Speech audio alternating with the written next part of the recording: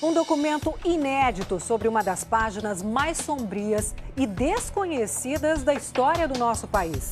Nossa equipe entra no prédio onde funcionou o maior hospício do Brasil. Um hospital que internava à força e misturava pessoas com e sem nenhuma doença mental. Estas portas estão sendo abertas para revelar os detalhes de uma série de crimes silenciosos marcados por torturas, indignação que o Brasil mal conhece.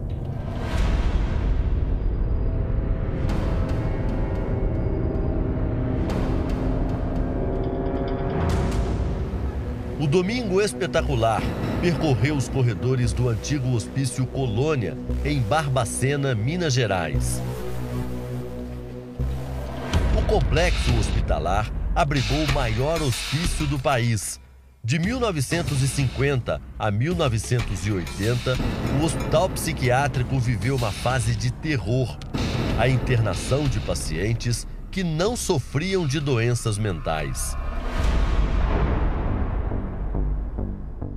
Lembrai com alegria que além, muito além.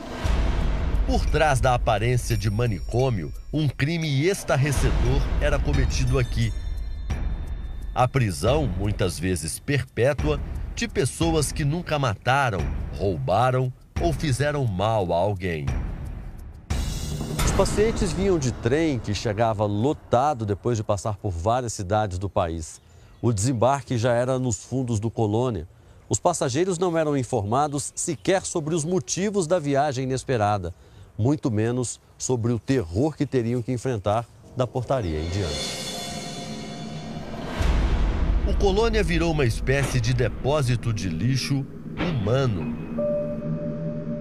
Quando chegavam ao Colônia, os pacientes eram obrigados a entregar as roupas do corpo, relógios, calçados e documentos. Tinham as cabeças raspadas e entravam numa ducha gelada, apesar do frio constante que faz em Barbacena. Perdiam a identidade e a dignidade. Eram enviados para a colônia pessoas que haviam perdido o documento, prostitutas, mães solteiras, meninas que haviam perdido a virgindade antes do casamento ou que se rebelavam na família por algum motivo. Isso foi registrado no prontuário médico dela. Para a jornalista Daniela Arbex, o tratamento lembra o dos judeus mandados para os campos de concentração. A semelhança inspirou um livro-reportagem, Holocausto Brasileiro, que detalha a tortura no manicômio a partir do relato dos quase 200 sobreviventes. Nós não perdemos 9 milhões de judeus, mas nós perdemos 60 mil brasileiros em função das condições em que eles eram mantidos, condições subhumanas. Quem mandava era o poder da região. Chegava aqui e internava. Que poder? O padre, o delegado, o prefeito, o vereador, entendeu? Hoje, o cenário de tanto horror ainda atende doentes mentais. A realidade no hospital psiquiátrico é bem diferente. Os pacientes têm camas, refeitórios, lazer e, segundo a direção, são tratados com dignidade. Hoje, Barbacena acolhe 174 moradores, né, que a gente chama aqui de moradores em função do estilo de vida que eles têm. Porque quando o paciente interna, a gente já começa a preparar a alta dele. No lugar funciona também o Museu da Loucura, onde estão reunidos os vestígios de um tempo de dor e de injustiças. Francisca tem 58 anos. Trabalhou como auxiliar de cozinha no hospital em 1979. Tinha o sonho de ser enfermeira. Desistiu depois de acompanhar uma das sessões de tortura. Como cozinheira, a gente tinha a chance de fazer um curso de atendente. com as enfermeiras do local. E ensinaram pra gente que tinha que pôr uma bucha na boca do paciente, para molhar a fonte, ligar o aparelho de 110 a 120 volts, aí encostar 1, 2, 3 na fonte do paciente. Aí, aqui nas têmporas? Aqui assim nas fontes mesmo do paciente. E nisso, eu vi uma paciente morrer ali na hora, sabe? E os técnicos de enfermagem simplesmente embrulhou no lençol, pôs no chão, para eles era -1. E você saiu correndo? E eu saí correndo, até chorando. As sessões de choque elétrico faziam parte da rotina. Fazia-se muito nessa época o uso do eletrochoque. Ele era dado como castigo. Como é que funcionava? Aqui, ó. Apertava e tirava. Provocava em você uma convulsão. Quantas pessoas... Segundo os funcionários, os choques também eram usados para acalmar os pacientes. E como é que os pacientes eram preparados para o eletrochoque que você falou? O eletrochoque eles eram contidos na cama. Com o quê? Com amarrado as duas mãos numa cama assim. E com panos, com lençóis. Lençóis, com corda. E as pernas também, entendeu? Amarrado, separada. E ali a gente fazia o eletrochoque na cabeceira da cama. Milhares de pessoas agonizaram atrás dos muros do Colônia. Eram tratados como animais. Não havia cama, muito menos colchão para todos os pacientes. A maioria dormia nos corredores, como este aqui, no chão mesmo, forrado com capim. Nossa, menino. Dona Marlene trabalhava no Colônia. Todos os dias tinha que colocar o capim para secar. Como se eu estivesse vendo tudo aquilo. Meu dia a dia era muito triste. Eu carregava capim de manhã quando eu chegava, para dormir à noite. Colocava secar para à noite eles dormirem. Numa ala dessa aqui, dormiam quantos? Mais de 100. Eu cheguei a ficar dentro desse pátio com 280 pessoas. Ronaldo Simões era o chefe dos psiquiatras de Minas em 1979. Ao descobrir as barbaridades no Colônia, escreveu um artigo sugerindo o fechamento do manicômio e foi demitido. Fui demitido com um argumento interessantíssimo do chefe, né? Ele disse o seguinte, ele me chamou para eu assinar o meu pedido de demissão. Em vez de assinar o pedido de demissão, eu chamei a imprensa. Até hoje, Ronaldo se revolta com o que acontecia no manicômio. Porque eu morri de vergonha de saber que existia um lugar como aquele. Porque eu chamo hospício e, teoricamente, é para internar pessoas com doenças mentais. O que menos tinha lá.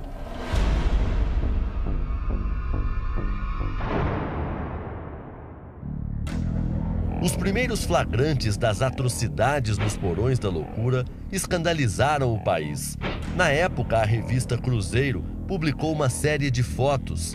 As imagens mostravam pacientes nus, bebendo água do esgoto, magros e doentes. Pelo menos 33 pacientes eram crianças. Na época, apesar da repercussão da notícia, nada foi feito para pôr fim a tanto sofrimento. Por esse movimento, que também existia aqui em Minas e... O jornalista Elvésio Raton foi o primeiro e o único a gravar o que acontecia dentro do Colônia. Os registros são do ano de 1979. Belo pra mim, quando estou a sofrer. E deram origem ao curta Em Nome da Razão. O documentário não possui uma trilha sonora. O diretor deu prioridade apenas aos sons do local, que para muitos eram os sons do inferno.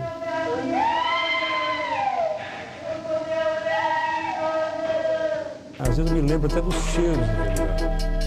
Excremento, de urina, sofrimento. Até hoje eu me lembro desse cheiro, sabe? Algo que ficou impregnado. Eu vim pra cá dia 3 de outubro de 1979. As lentes de Raton registraram o inconformismo de um jovem levado à força para o hospício depois de uma discussão com o pai. Eu estava nervoso em casa, meu pai trouxe eu pra cá e eu peguei, aí meu pai pegou, me amarrou eu na corda pôs dentro da ambulância e trouxe para o hospital. O que nós precisamos? Dona Conceição Machado foi internada pelo próprio pai. Ela foi parar no hospício porque queria receber do pai a mesma quantia em dinheiro que os irmãos recebiam com a colheita de café. É preciso de um médico. Toda a situação lá era muito impactante. O jornalista lembra que no hospício serviam o famoso chá da meia-noite.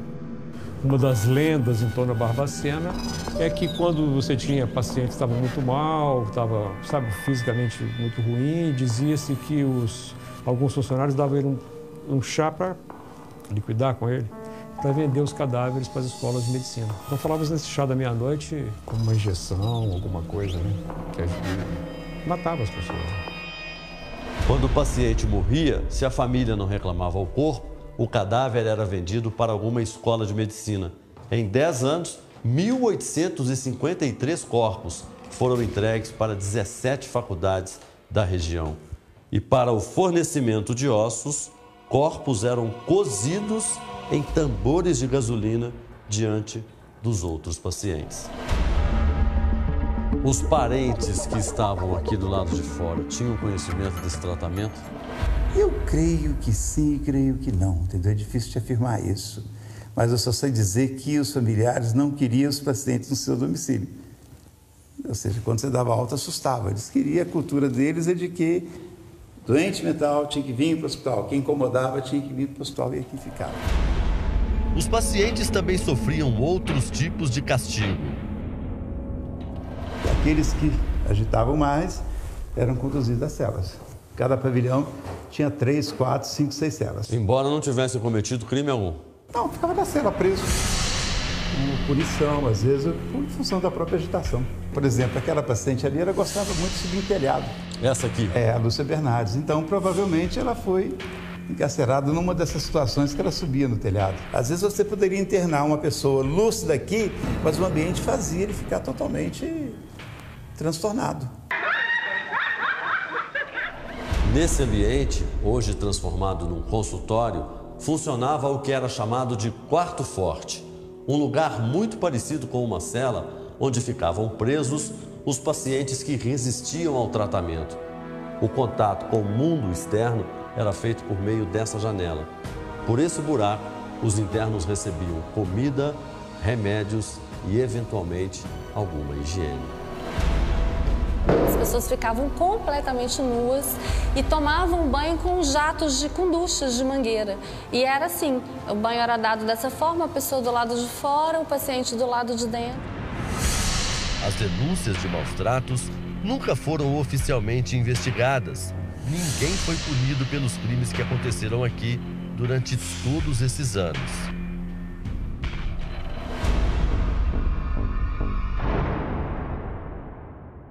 Elas ficavam nas celas meses. Durante a pesquisa, a jornalista descobriu que muitos pacientes conseguiram sobreviver ao tratamento do Colônia. Aqui eram os porões e muitas mulheres, para fugir de castigos, para fugir do eletrochoque, passavam às vezes uma semana escondidas aqui dentro. E como elas não tinham alimentação, não tinham comida, muitas vezes elas comiam ratos. Ratos? Ratos. Algumas das vítimas eram crianças que nasceram aqui e não puderam crescer ao lado das mães. Um dos prontuários conta a história de Sueli Rezende. A paciente ficou grávida no hospício. A criança foi doada logo depois do nascimento. E ela nunca mais encontrou essa filha. E todo aniversário da filha, ela falava: hoje a minha filha morena faz 1 ano. Hoje a minha filha morena faz 10 anos. Hoje a minha filha morena faz 25 anos. Todo aniversário da filha ela lembrava da filha. No final ela morreu chamando pela filha. João Bosco também foi arrancado dos braços da mãe, que chegou grávida ao hospital. Ele foi criado em um orfanato, cresceu sem ter notícias da mãe, hoje é casado, tem um filho e se tornou bombeiro. Depois de 45 anos, ele voltou ao local, pela primeira vez. Já imaginou você ter nascido no hospício, e um dia você chegar no pavilhão do hospício, você nasceu, cara? Tenta imaginar uma coisa dessa. Como é que é para você voltar aqui? É terrível.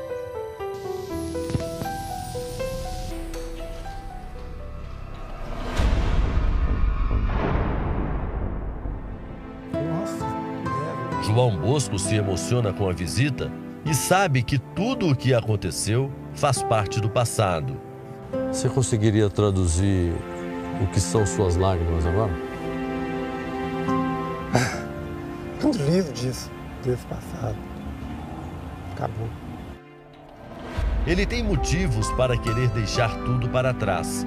Há 2 anos, o bombeiro realizou o sonho de reencontrar a mãe. Foi uma surpresa de aniversário.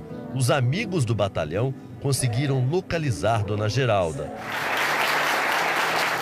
As imagens gravadas por um cinegrafista amador registraram o encontro do filho com a mãe.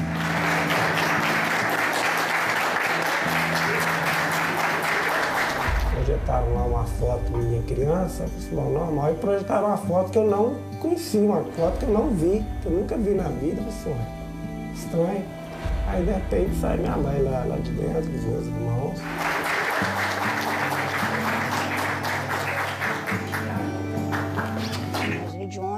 Dona Geralda saiu do Colônia há 45 anos, mas não conseguiu achar o filho, que foi criado em um orfanato em Belo Horizonte. Como é que foi para a senhora esses 45 anos sem seu filho? Foi muito triste, né? Muito triste. Dona Geralda nunca teve problemas mentais. Tinha 14 anos quando foi estuprada pelo rico patrão e mandada para o sanatório. Para quem foi considerado louco na época, não há tempo que cure as feridas abertas por tanta insanidade, principalmente as lembranças do dia em que uma funcionária do hospício contou que João Bosco tinha sido entregue para o orfanato. Tal dia que eu cheguei lá, que ele não estava lá, ela veio encontrar comigo, aí ela falou comigo, aí eu comecei a chorar e respondi ela, sabe, respondi mesmo. Aí ela só me pegou pro braço. Ela me pegou e falou, você não tem autoridade de me responder, não. Aí foi me arrastando lá pro quarto de choque. Aí me deitou lá na cama de choque, me deu choque. E a senhora levou um choque? Um choque, levou um Porque choque. perguntou onde estava seu filho? Eu perguntei pelo meu filho. Mãe e filho agora se encontram pelo menos uma vez por mês. Não podem mudar o passado, mas estão decididos a superar juntos os traumas deixados pelo manicômio de Barbacena. Para mim, o ensinamento fica é o seguinte: existem muitas pessoas ruins, existem muitas pessoas boas, porque mesmo para nós estarmos aqui agora, foi necessária a generosidade de alguém. Senão eu vou procurar a mãe dele. Existem pessoas boas. E elas é que têm que ser lembradas.